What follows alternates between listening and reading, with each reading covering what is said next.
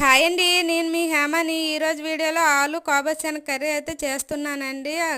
కర్రీకి ఆనియన్స్ వేయకుండా చేస్తుందో అనుకోకండి. భవన్లు స్వాములు అయ్యేవారు ఆనియన్స్ ఎల్లిపాయ అయితే తినరు కదా, అందుకని చెప్పి పోపు పచ్చిమిర్చి కరివేపాకుతో అయితే తాలింపు అయితే వేసానండి. ఇంకా ఇలాగ వీడియోలో చూపినట్టు బంగాళదుంప తాలింపు వేసి బంగాళదుంప ముక్కలు వేసి ఉప్పు పసుపు కారం వేసి కలిపి బాగా మగ్గబెట్టాలండి. ఏంటి మధ్యలో మారిపోయింది అనుకోకండి, కళాయిలో వేరే కర్రీ చేయాలని చెప్పి ఈ గిన్నెలో అయితే కూర అయితే వండుతున్నానండి. ఇంకా అయితే ఉడకబెట్టిన కాబోలు శనగ టమాటా పేస్ట్ వేసి బాగా కలిపి మగ్గబెట్టాలండి.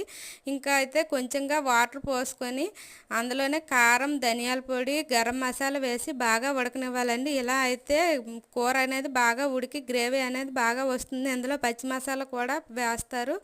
ఇంకా అలాగైతే భోజనాల్లో చేసే కర్రీలాగా ఉంటుంది. నేనైతే ఇలానే చాలా సింపుల్గా చేసుకున్నాను. మరి మీరు ఎలా చేస్తారో కామెంట్ చేసి చెప్పండి. వీడియో నచ్చితే లైక్ అండ్ సబ్స్క్రైబ్. బాయ్.